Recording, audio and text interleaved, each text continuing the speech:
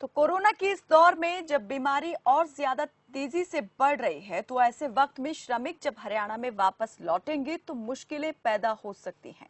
इसमें कोई दो राय नहीं। श्रमिक आएंगे तो उनकी टेस्टिंग को लेकर एक प्लान जरूरी है।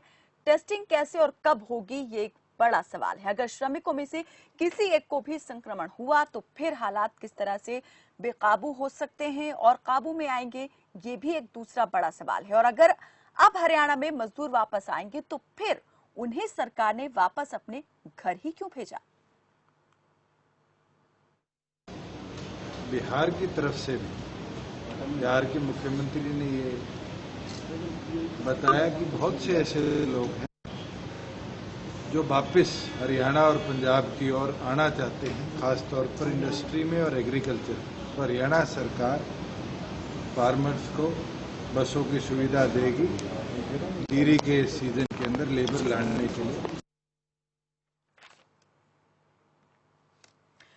तो चलिए, इस पूरे मामले में जो उप मुख्यमंत्री हैं हरियाणा के दुष्यंत चौटाला, उन्होंने तो ये साफ कर दिया है कि किस तरीके से कौन कौन से मजदूर जो हैं वो वापस आना चाहते हैं। इंडस्ट्री और खेतों से जुड़े हुए मजदूर वापस आना चाहते हैं और उसके लिए सरकार क्या मदद करेगी। लेकिन इससे पहले जो कुछ भी यहाँ पर मजदूरों को घर वापस भेजने को लेकर घटनाक्रम हुआ, सुप्रीम कोर्ट तक ने यहाँ पर जो आदेश दिए, एक बार उस पर भी हम नजर डाल लेते हैं। तो श्रमिकों पर सुप्रीम कोर्ट ने जो आदेश दिया था 5 जून को, अपने फैसले में क्या कहा था वो जरा देख लीजिए। प्रवासियों को नौकरी देने के लिए स्कीम तैयार हो, केंद्र शासित राज्यों और दूसरे प्रदेशों को सुप्रीम कोर्ट ने यह आदेश दिया था। उनके कौशल की पहचान के लिए मैपिंग की जाए, वो कुशल हैं या अकुशल, इस आधार पर उनके रोजगार की योजनाएं बनाई जाएं। डिप्टी सीएम ने क्या कहा है? हरियाणा से गए प्रवासी श्रमिक मजदूर अब राज्य में वापसी करना चाहते हैं और इन श्रमिकों को वापस लाने के लिए राज्य सरकार जल्द ही रोडवेज बसें कई राज्यों में भेजेंगी। मजदूरों के पंजीकरण के लिए जल्द ही वेब पोर्टल भी लॉन्च किया जाएगा। उप मुख्यमंत्री ने बताया है कि सरकार उद्योग चलाने और जीरी लगाने के काम के लिए प्रवासी श्रमिकों को वापस लेकर आएगी। लेकिन क्या व्यवस्था होगी, क्या रोड मैप तैयार किया गया है, इसके लिए सरकार की योजना क्या रहने वाली है, इस पर अभी कोई खुलासा नहीं हो पाया है। लेकिन मजदूरों की वापसी को लेकर अपने आप में जो सवाल है वो कई सारे खड़े होते हैं। सुप्रीम कोर्ट के आदेशों को हम एक बार फिर से आप यहां दिखा रहे हैं। 5 जून को जो आदेश सुनाया था सुप्रीम कोर्ट ने, सभी राज्यों को रिकॉर्ड पर लाना है कि कैसे रोजगार, अन्य प्रकार की राहत मजदूरों को प्रदान की जाएगी, राज्य ये बताएं।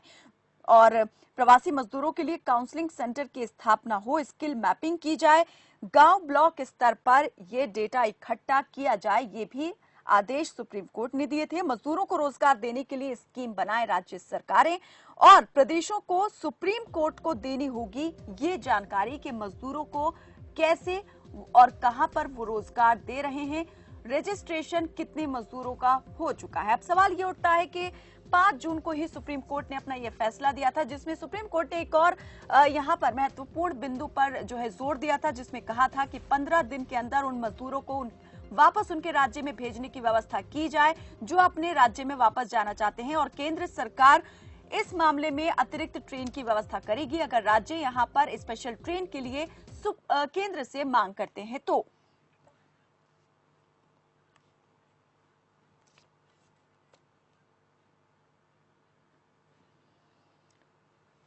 श्रमिक मजदूरों की वापसी को लेकर हरियाणा सरकार की ओर से संकेत मिले हैं और व्यवस्था करने की बात भी कर दी गई है। लेकिन इन व्यवस्थाओं से जुड़े जो दूसरे सवाल हैं, उन सवालों के जवाब लेना भी यहाँ पर लाजमी तौर पर बनता है। इस पर ज्यादा बातचीत के लिए विवेक चौधरी, जेजेपी के प्रवक्ता, हमारे साथ जुड़ चुके हैं। अजय सिंगला, कांग्रेस के प्रवक्ता, हमारे साथ जुड़ चुके हैं। और महाराज सिंह, जो पूर्व एक पुलिस अधिकारी रह चुके हैं, पुलिस प्रशासनिक अधिकारी हैं, आप भी हमारे साथ जुड़े हुए हैं। आप तीनों का ही बहुत स्वागत है हमारे साथ इस चर्चा में जुड़ने के लिए। सबसे पहले विवेक जी, मैं आपसे जानना चाहूंगी, यहाँ पर सरकार ये तो प्लानिंग कर रही है कि जो श्रमिक मजदूर वापस गए थे अपने राज्यों में, उन्हें वापस लाने की तैयारी जो है वो की जाएगी। किस स्तर पर ये तैयारी चल रही है, उसके लिए क्या रोड मैप तैयार किया गया है, जरा चाहेंगे कि विस्तार से इस पर जानकारी दी जाए।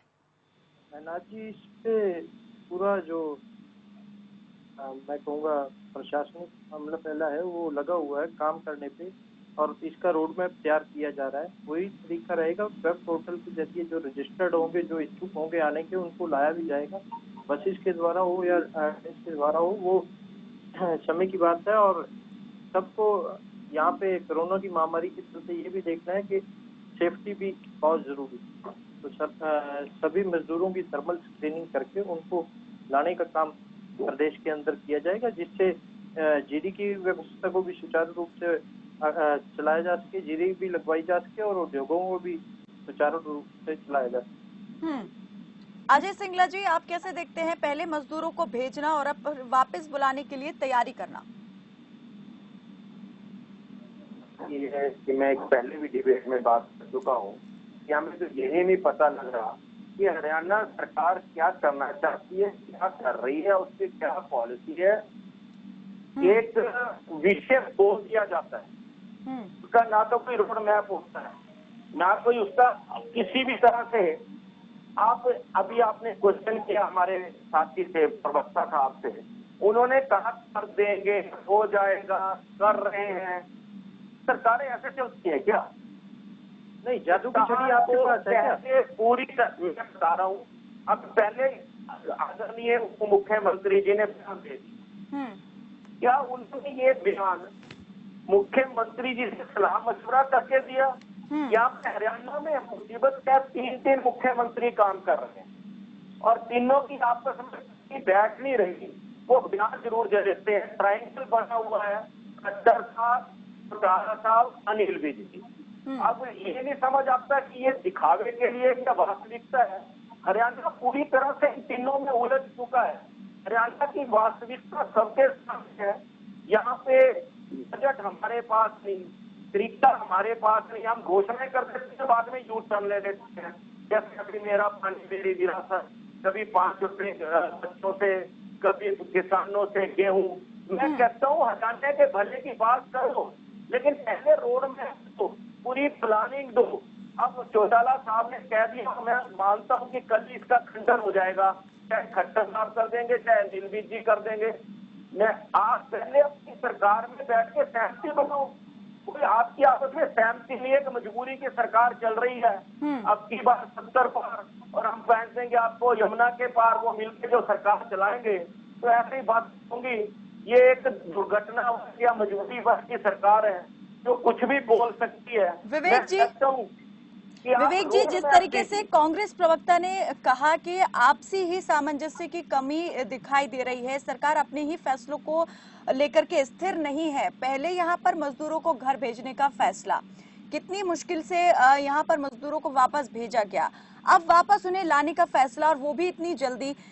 इसमें क्या नहीं लगता कि सुप्रीम कोर्ट ने जो आदेश 5 जून को दिया था, अभी उस पर काम करने की ज्यादा जरूरत थी, बजाय इसके कि सरकार यहाँ पर अपने उसी फैसले को पलटे?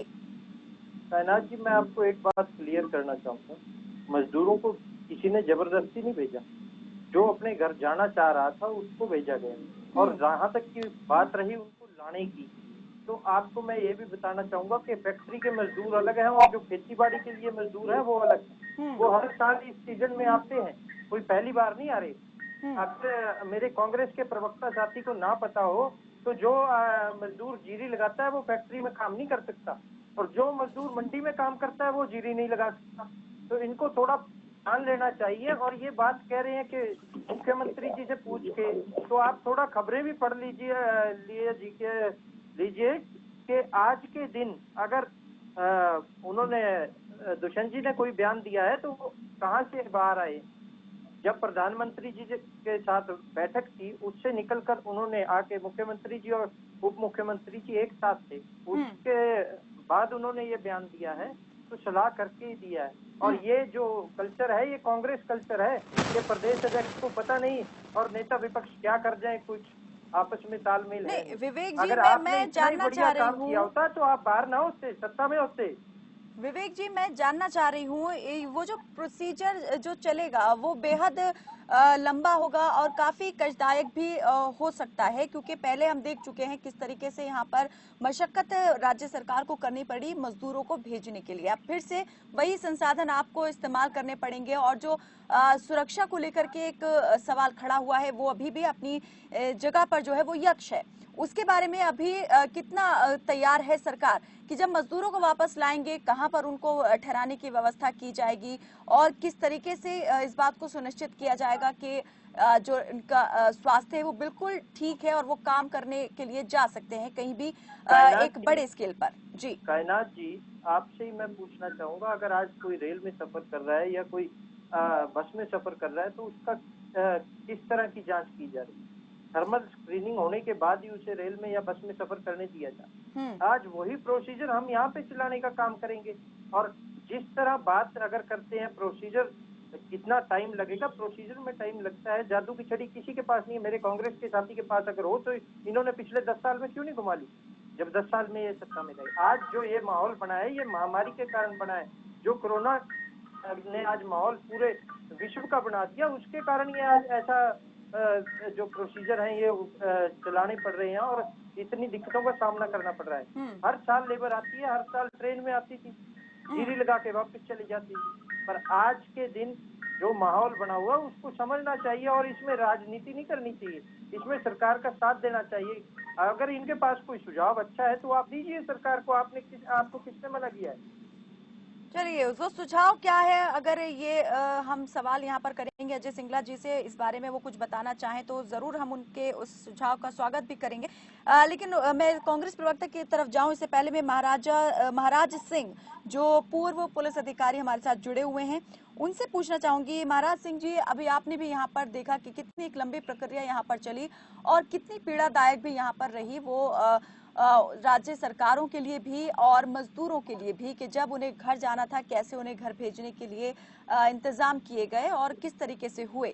अब आप कैसे देख रहे हैं कि कितनी ज्यादा जो सुरक्षा बल हैं उनकी जरूरत पेश आएगी यहाँ पर, कितना यहाँ संसाधन जो है उन्हें लगाना पड़ेगा और ये कितना आसान देख रहे हैं आप वापसी श्रमिक मजदूरों की? मैडम, जो ये कदम उठा रहे हैं ये सराहनीय है, बशर्ते कि ये ठीक ढंग से इम्प्लीमेंट हो। अभी मैं थोड़ा सा पीछे जाऊंगा जी, उसे क्रिटिसिज्म ना माना जाए, उसे कंस्ट्रक्टिव माना जाए। जो मजदूरों के साथ हुआ वो तजुर्बा मजदूरों का बहुत अच्छा नहीं रहा जी। एक बात, जो यहाँ से वो गए वो दो तरह से खास तौर से गए। एक तो महामारी का डर था और दूसरा जो यहाँ रोटी खतरे में पड़ी उसका डर था।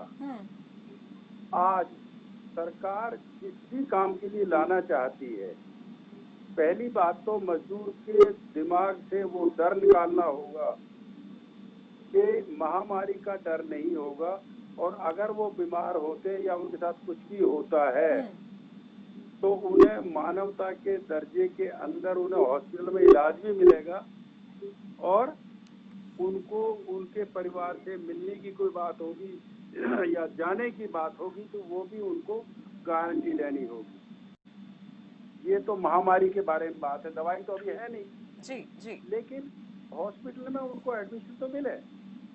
दूसरी बात, जब वो हमारे स्टेट में दाखिल होंगे तो जो क्वारंटीन करने की बातें प्रोसीजर चल रहा है बाकियों को बचाने का, उनको बचाने का, तो वो 14 दिन का क्वारंटीन का क्या करेंगे ये उनके रोड मैप में शायद उन्होंने सोचा होगा। और उस 14 दिन का क्या उनको कोई पैसा मिलेगा? यहाँ जब रहेंगे तो उनको रहने को जगह मिलेगी और उनसे जो बाकी लोग हैं वो किस तरह का बर्ताव करते हैं, उनको बीमारी का वास्ता समझते हैं या उनको अपना साथी समझते हैं, ये भी एक नई बात होगी जी। तो एक तो उनके हेल्थ जो प्रॉब्लम्स हैं जो आज सारी दुनिया में है, जो कोरोना का डर है, बाकी बीमारियां हैं। अब ये जो हवा फैल रही है कि हॉस्पिटल्स में अच्छा बर्ताव नहीं हो रहा, हॉस्पिटल्स में सुन नहीं रहे, ये पूरे एक किसी उसकी बात नहीं है।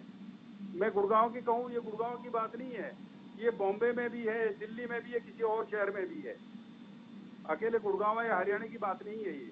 तो जो दिमाग में डर बैठा है, पहली बात तो हमें ये दिखाना होगा कि we are friendly with them, और उनको हर सुविधा, चाहे वो हेल्थ के बारे में है, चाहे वो रोटी के बारे में है, चाहे उनके वापसी के आने जाने के बारे में है, चाहे यहाँ उनके स्टे के बारे में है, जब तक इस रोड मैप से उनको तसल्ली नहीं हो जाती है, यहाँ पे सिक्योरिटी की तसल्ली नहीं हो जाती है, उसको किस तरह से मोबिलाइज करते हैं, मोटिवेट करते हैं, ये बयान महाराज जी मैं एक और बात आपसे जानना चाहूंगी।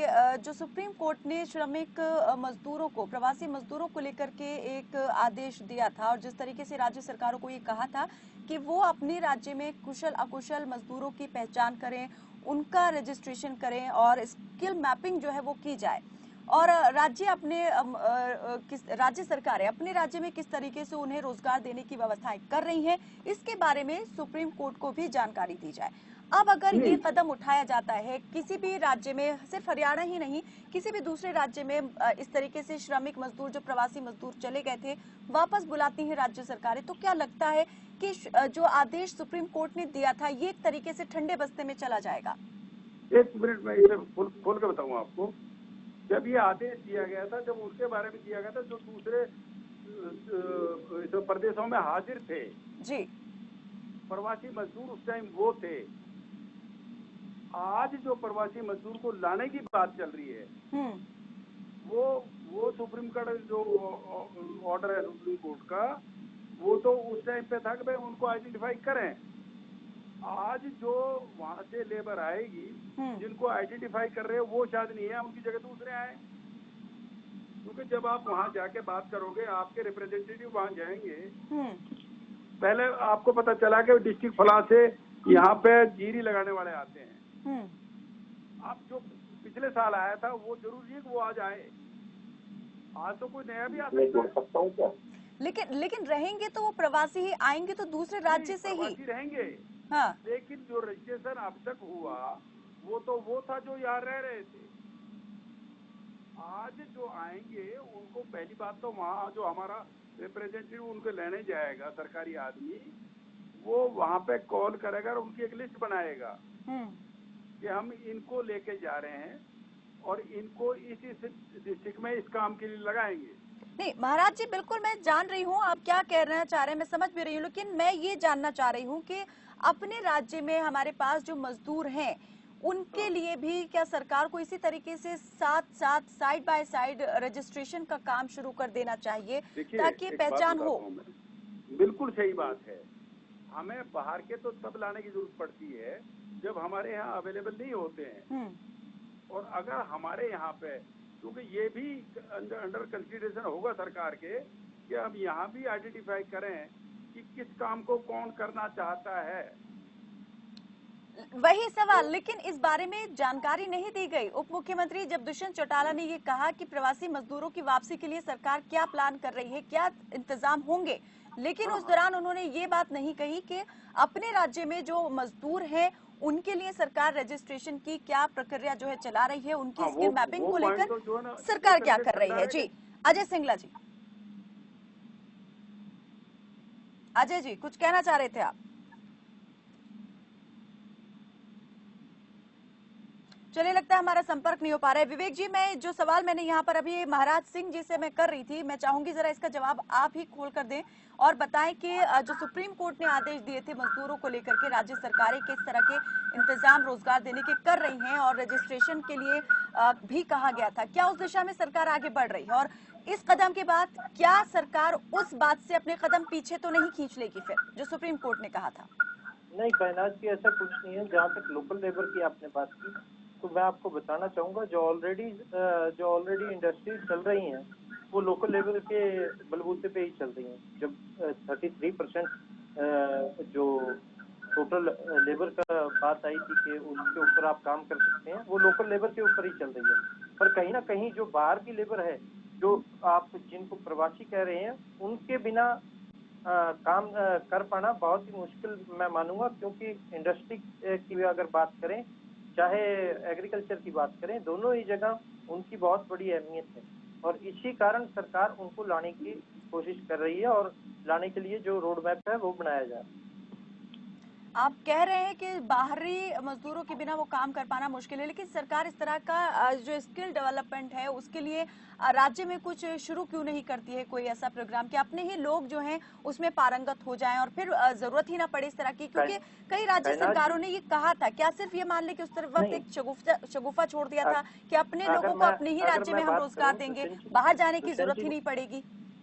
दुष्यंत जी ने जो पिछले दिनों बात कही थी लघु उद्योग लगाने की, तो उसमें साफ साफ कहा गया था कि जो जिस भी गांव में जो उद्योग लगाया जाएगा स्मॉल स्केल इंडस्ट्री, उसके अंदर 75% हरियाणा अपना उसी गांव के बच्चे लगेंगे और पूरे प्रदेश में इसी तरह से स्मॉल स्केल इंडस्ट्री लगाई जाएगी। पर कहीं ना कहीं आज जो माहौल है, आज के माहौल को देखते हुए जो उचित लग रहा है वही किया जाएगा, क्योंकि अगर हम अपने जो लोकल लेबर है उनको स्किल करने की तरफ चलेंगे वो बाद का काम है। आज अर्जेंसी जो देखी जाए वो ये है कि किस तरह उद्योग को चलाया जाए। विवेक जी, मैं वही जानना चाह रही हूँ, क्या राज्य, बिल्कुल ये बहुत सही है, ये मैं इस बात से आपके इनकार कर ही नहीं रही कि इस वक्त जो मौके की नजाकत है उसे देखते हुए जरूर कदम उठाया जाना चाहिए, लेकिन साथ में सरकार क्या इस बात को लेकर भी चल रही है कि जो अपनी लोकल लेबर है उसे हम कैसे स्किल्ड कर सकते हैं, उसके लिए क्या प्रोग्राम है सरकार के पास? क्या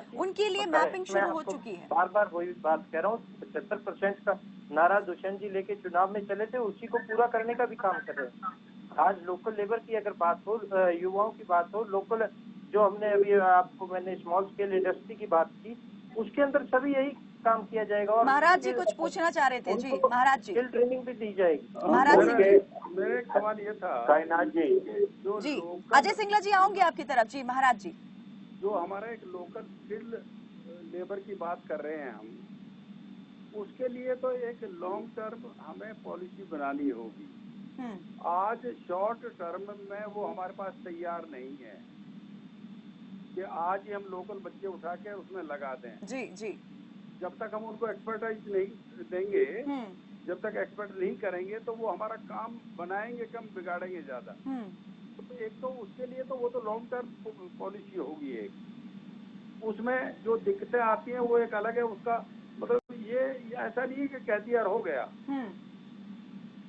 जो पहले आपसे पहले भी जो था वो लोकल आदमी को जो वो नहीं देते थे, ये इंडस्ट्रियलिस्ट जो जगह नहीं देते थे, वो उसके पीछे कारण ये था कि जो लोकल है जी, वो यहाँ पे दादा बन के खड़ा हो जाएगा और उसको लोकल जो सपोर्ट है लोगों की, इंडस्ट्रियलिस्ट बाहर से आके लगा रहा है। यानी कि आप कहना ये चाह रहे हैं कि बड़ी वजह ये भी रहती थी कि अगर कोई लोकल ही यहाँ पर इस तरीके से आ जाएंगे तो एक मोनोपोली यहाँ पर हो जाएगी, लेबर जो टेंशन है वो ज्यादा होती है। जी अजय सिंगला जी, अजय सिंगला जी, हम तो शुरू से कह रहे हैं कि प्रवासी मजदूरों को जाना नहीं चाहिए थे, वो मजबूरी में गए हैं सरकार की असफलता के कारण, सरकार की नाकामी के कारण। सरकार उनको रोजगार नहीं दे सकी, उनको रोटी नहीं दे सकी। और वो सुनिए आप एक मिनट, अगर वो आते हैं हम तो कह रहे हैं, हम कह रहे हैं कि उनको शुरू में 10,000 रुपए दो, 7,500 रुपए महीना उनके खातों में डालो। सरकार उनकी गारंटी ले कि जब तक आपको काम नहीं मिलेगा, हम हरियाणा सरकार जितने रजिस्टर्ड यहाँ पे होंगे उनको पैसे लागू कर रहे हैं, उनकी रोजी। आप सुनेंगे पंजाब में सरकार है, पंजाब में दीजिए लेबर, आप कह रहे थे आप क्या जवाब दीजिए, जो लेबर हरियाणा ने जो पंजाब की लेबर को संभाला है, उनको रोटी अपना मकान देने का काम किया है, यहाँ पे शरणार्थी कैंप लगाने का काम किया है। आप बातें बना रहे हैं, आप बताइए क्या मॉडल आप पंजाब में लागू करेंगे? आप सुझाव है मेरा, उनके खाते में 10,000 रुपए डालिए, रजिस्ट्रेशन कीजिए, उसके 7,500 रुपए महीने की उनकी गारंटी लीजिए। महाराज जी भी कुछ कहना चाह रहे हैं? जी महाराज जी, देखिए ये तो आपस में पार्टी चक्कर में उलझ रहे हैं। केरल सबसे बड़ा उदाहरण है जिसने उनको रोटी भी दी है और गारंटी भी दी है, उनको रोक के भी रखा अपने यहाँ। ये कांग्रेस में क्या हो रहा है, बीजेपी में क्या हो रहा है और इन लोगों में क्या हो रहा है, फलान क्या हो रहा है, ये तो अलग बात है। लेकिन हिंदुस्तान में ही केरल भी है जहाँ पे आपने देखा कि वहाँ पे जो प्रवासी मजदूर थे उनको उनकी मर्जी का खाना भी मिला, उनको टेलीफोन करने के लिए भी पैसे मिले, उनको जगह भी मिली, और अगर वो ट्रांसपोर्ट होना चाहते तो उनको ट्रांसपोर्ट भी हुआ। तो ये तो हमें जहाँ भी जो अच्छी चीज है, सरकार को वो सारी चीज जिस जगह से मिलती है उस जगह से उसे लेना होगा। बिल्कुल, बजाय इसके कि आपने ये किया और आप ऐसा करेंगे क्या, ये सवाल पूछने से बेहतर है उस मॉडल को अपनाया जाए जो इस वक्त कामयाब चल रहा है। जी अजय जी, मैं यही कहना चाह रहा हूँ, आप प्रवासी मजदूरों को लेके आइए। उनका विश्वास टूट चुका है। मजदूर किस लिए आएगा? रोजी रोटी के लिए आएगा, अच्छे स्वास्थ्य के लिए आएगा। आप उनके अकाउंट में डायरेक्ट पैसा ट्रांसफर कीजिए, उनके रजिस्ट्रेशन कीजिए। जब तक उनको काम नहीं मिलेगा, हरियाणा सरकार उनको रोज के इतने पैसे देगी और पहले एडवांस जमा कराएगी। अगर कोई बीमार हो जाएगा, सरकारी अस्पताल में उसका फ्री में इलाज होगा। मैं आपको बताता हूँ क्या हालत है सरकार की। अकायना जी आधा मिनट दीजिए। हरियाणा सरकार का क्या हाल है? आप प्रवासी मजदूरों की बात कर रहे हो। हरियाणा में अगर कोई बीमार हो रहा है ना, अस्पताल वाले उनको कह रहे हैं और कह देंगे 2 दिन में अगर पॉजिटिव है घर रहो, हमारे पास व्यवस्था नहीं है। हरियाणा सरकार ये सिर्फ बातें कर रही है। बातें करके सरकारें नहीं चलती। ट्रायंगल में फंसे हुए हैं खट्टर जी, दुष्यंत जी, अजय जी ये बताइए, आपको लग रहा है जो उप मुख्यमंत्री ने कह दिया, जो उप मुख्यमंत्री ने कह दिया प्रवासी मजदूरों को वापस लाने के लिए, ये कितना आसान होने वाला है सरकार के लिए, और कितना आप देखते हैं कि इस पर पहले तो भेजने पर खर्च करना पड़ा और वापस बुलाने पर खर्च करना पड़ेगा?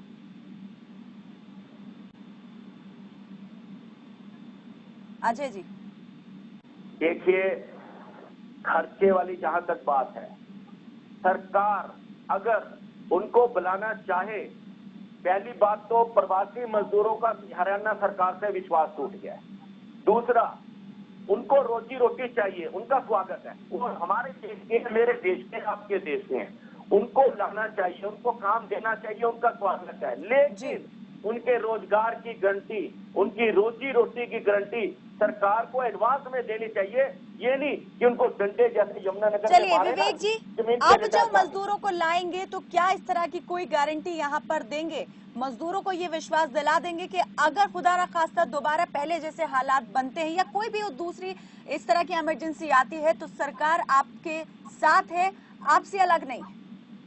कायनात जी, मैं आपको याद दिलाना चाहूंगा, पिछले दिनों भी जब लेबर यहाँ से जा रही थी तो उस टाइम पे भी जो पंजाब से लेबर आई उनको भी कैंप्स के अंदर रखने का काम किया, और उसके अंदर से भी काफी लेबर जो अपने काम पे वापस जाना चाहती थी वो गई, और जो अपने घर जाना चाहती थी वो अपने घर गई।